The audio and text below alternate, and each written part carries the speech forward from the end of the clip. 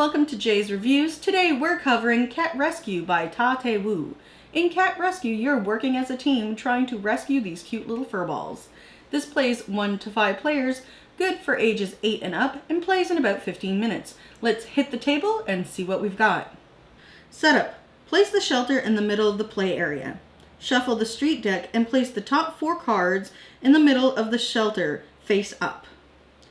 Deal 2 stray cats to each player from the street deck. These cards are public knowledge.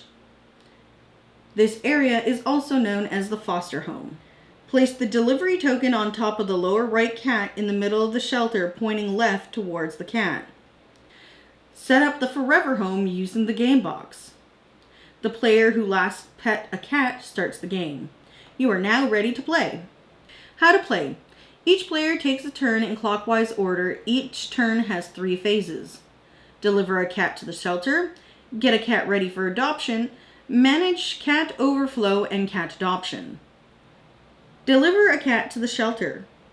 You can draw a card from the street deck or choose a cat from your foster home.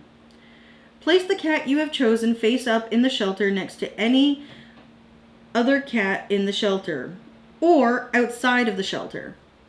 There are some restrictions when pushing a new cat into the shelter. 1. You can't move the cat that is currently under the delivery token. 2. You can't push a cat in the same direction that is indicated on the delivery token. After placing or pushing a new cat, put the delivery token on the new cat on the side from where the cat was drawn from. Note, if a cat was taken from a foster home to the shelter, the next player must take a cat from the street deck. Get cats ready for adoption. If there are 3 or 4 cats of the same color connected in a row or column in the shelter, flip the middle cat. Manage cat overflow. When a cat is pushed outside of the shelter, one of 2 things happens. 1. If the cat is face down, it gets moved to the forever home. Yay! It's now been adopted. 2. If the cat is face up, it does not get adopted and must go to a current player's foster home. This cat can be played back to the shelter in a future turn. Triggering end of game. The game ends one of 2 ways. 1. The street deck is empty, or 2.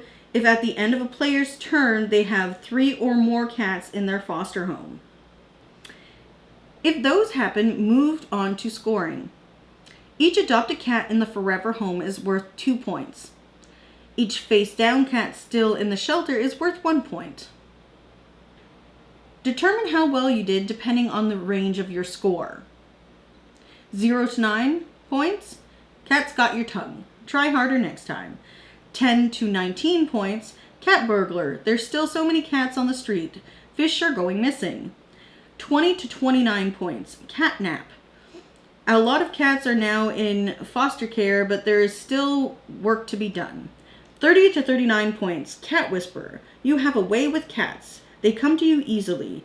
You have helped many cats so far. 40 or more points, you are the cat's meow. You are a natural. Many cats have you to thank for finding their forever home. This may seem like a simple match game, but there's quite a lot of strategy to it.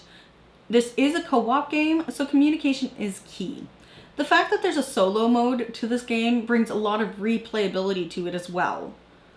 The artwork for this game is simply adorable, and I want to save all the fur babies. This is also a great game for kids just getting into the hobby, and it's quick enough to play that you can play it during the week.